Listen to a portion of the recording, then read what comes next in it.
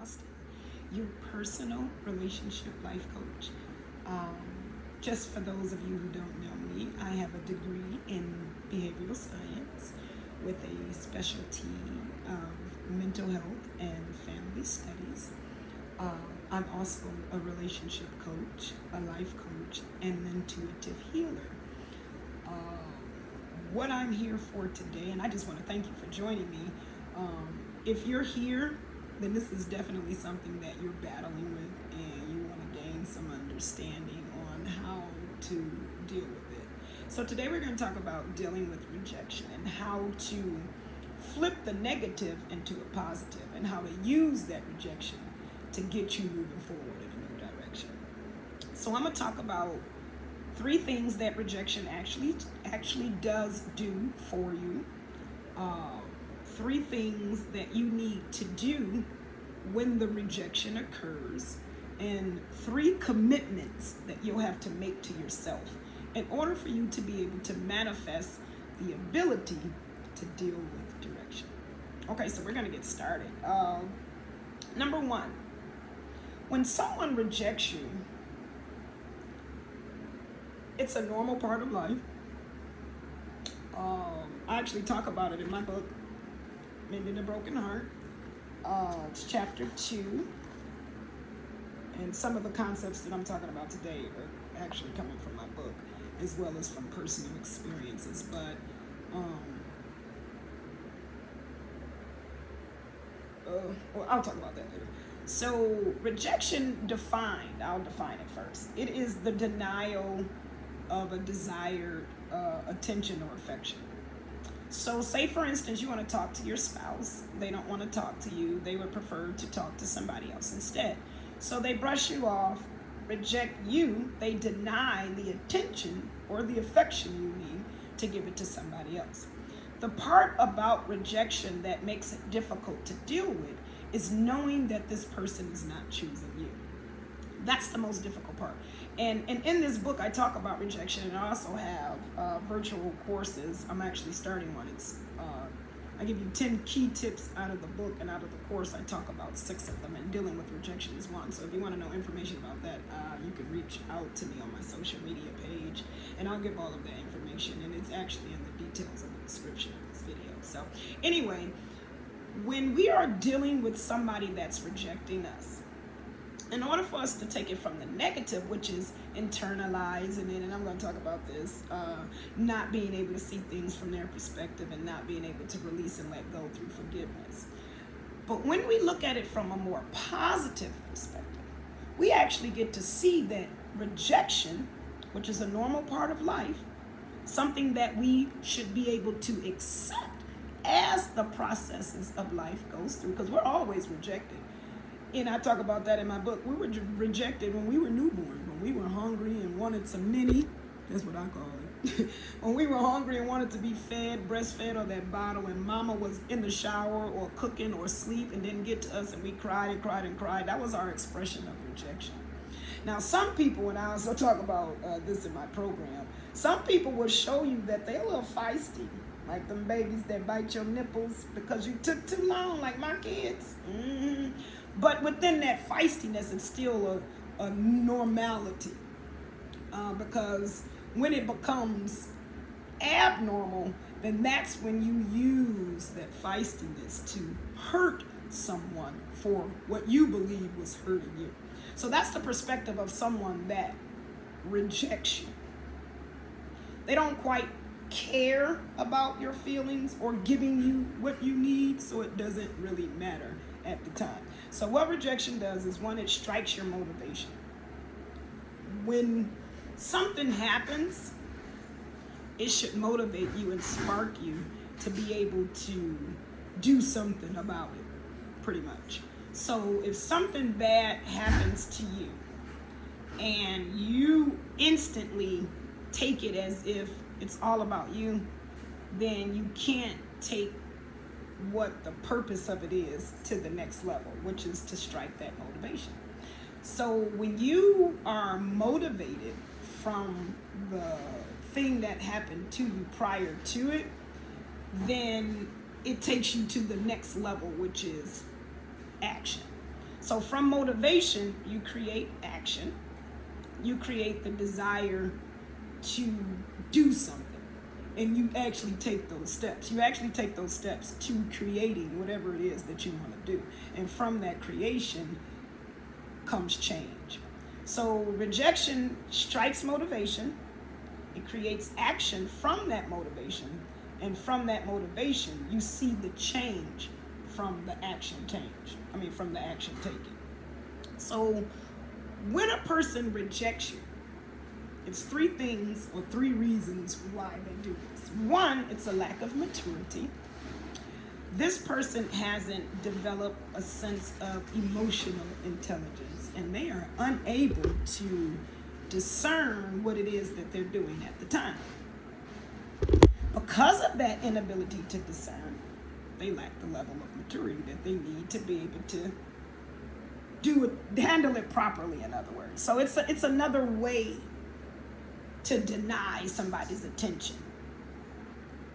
At that particular time, you may need to deny it, but if you reaffirm it with something else, then it's not rejection.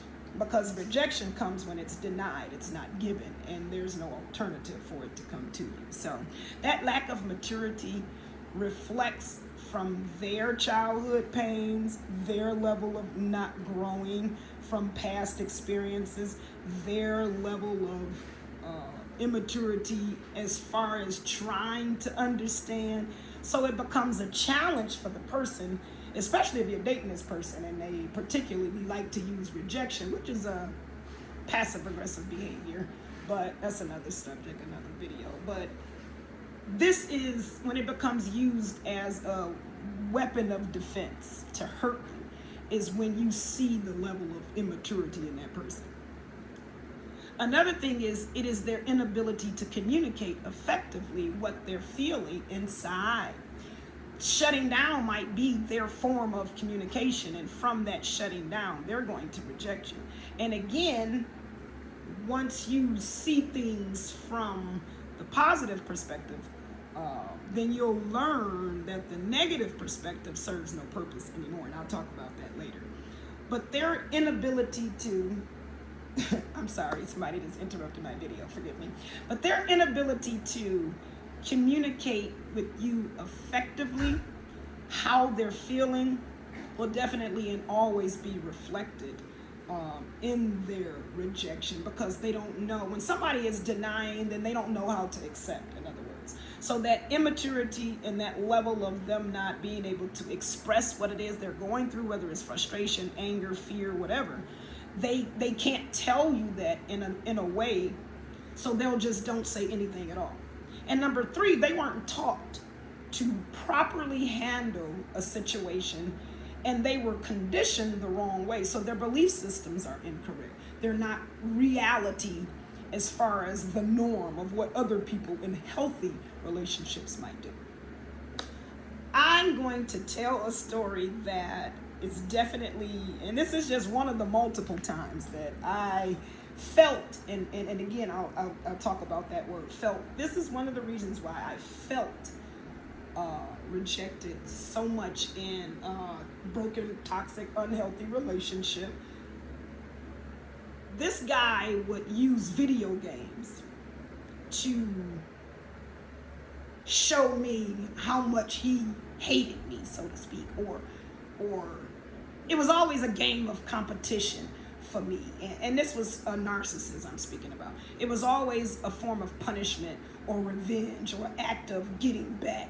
So I took it personally because I thought he loved me. So in my perspective of love, if you love me, then how can you do these things to me? How can you deny me the attention and the affection that one that loves you desires? It's impossible. And I'm speaking more on a relationship perspective, not just somebody that's just rejecting your phone call or your text. And even if that's a part of the relationship that you have with somebody and they're always rejecting your calls, then you know that, again, it goes back to striking that motivation. So because this man did that, I had to deeply figure out why I was getting so mad. Although he was partaking in unhealthy behaviors, why did I take it so personal? Why did I feel denied? because I wasn't full of whatever it is that I needed. I wasn't full of the attention that I needed. I wasn't full of the affection that I needed. I wasn't full of the love that I needed. So when he took those things from me, I felt them.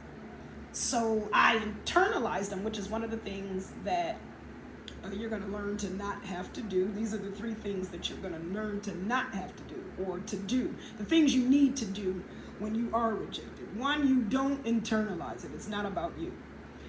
Their inability to give what is requested of them is not your problem. You can't make it about you. Even if you did something to offend them, your offense may be foul or wrong or unhealthy, but it is always that person's choice. They could choose to tell you how they feel, which is again the inability to effectively communicate their feelings. They can tell you how they feel. They can learn ways, find ways to express your feelings. Look at YouTube videos. Go on Facebook. Follow me. Figure it out. Find somebody that can mentor and coach you to figure out how to do these things to make these changes. If not, you're going to continue to choose the wrong decision, which is to reject. And when you're in a relationship, someone that's constantly rejecting you, that's a sign. That's actually a sign that something's not right and something needs to be done. So you cannot learn to take what someone else does personally. So again, go back to that newborn baby. When you were hungry and mother was taking a shower, that doesn't mean she didn't love you. That just means she was unable physically. Didn't have anything to do with you a bad baby or you didn't deserve the food, or she was unable to for whatever reason. And it is the same thing in relationships. For whatever reason, they're unable to do that and accept what it is that you're asking for. They're going to continue to reject you. So at that point, you realize that don't have shit to do with you. It's not about you. Literally, it's not about you. It becomes about you when you feel denied. So from that feeling of denial, that means you have empty places within your spirit and your soul that you need to fill. So when he does or she does not provide that for you, doesn't matter. You don't take it personal. You see it from their perspective, which is number 2. You see things from their perspective. You see things like this person was very narcissistic, very mentally ill with bipolar and borderline personality disorder. I started to see him as someone who was mentally incapable without work being done. Not to say that they can't change and they can't do it. Without the work being done, mentally incapable of making wise choices, or healthy choices, I should say, or learning how to make good decisions that won't affect the relationships that they're in. But you remember, they're toxic, narcissistic, psychopaths, one of the dark triads, anything that, or hurt, wounded, unhealed, anything that keeps them from being able to provide what their mate needs. And then number 3, you definitely want to forgive and release it. Don't hold on to it. You can take the offense, but don't hold on to it. Don't let it build a wall or a gate to where you can no longer see yourself. Because when you start to do that, then it goes back to you internalizing it and being able to not forgive and let go, which we know is hard as hell, but especially if somebody's continuously doing something to you. Understandably, it is hard, but you make that commitment to yourself, which is what I'm going to talk about next. So when you understand why they're rejecting you, you get the gist of why it happens, you now know what you need to do. Now it's time to commit to yourself to do this. So these are the 3 things that you're going to commit to yourself to do.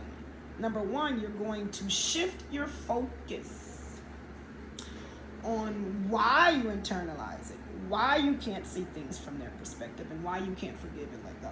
Because at that point, you take the responsibility off of them of making you feel good, and you're putting it on yourself.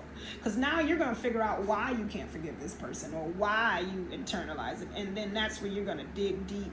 And number 2, do the shadow work that's required for you to heal in order for you to be able to forgive. And then lastly, you're gonna rewrite your story. When you rewrite your story, you begin to understand that what somebody else does has nothing to do with you, and you begin to shift that focus back onto what the intended purpose of your creation was, which is what God intended said for you. So being able to feel like somebody's unable to do something for you and it's okay, you can do it for yourself or find something to replace that person, is way better than taking what they do personally and feeling rejected. So just in case you want some information, and don't forget, I talk about that in my book, Mending a Broken Heart, which you can definitely order online at www.outskirtspress, and I'll put the information down in my description, .com/Mending a Broken Heart. You can also follow me on Facebook, Tonya, the author Austin. Join my group, Mending a Broken Heart, and again, I do a 6-week intensive virtual online course where we go through 6 of the 10 topics of my book, and one of them, again, is dealing with rejection. So thank you for joining me. I really appreciate it. And know that these things are natural, they're normal, they're a part of life. But when it becomes unhealthy is when we need to seek the help that we need. So thank you for joining me. And remember, dealing with rejection is perfectly fine. Being rejected is perfectly fine. Not dealing with it is not. Have a good day.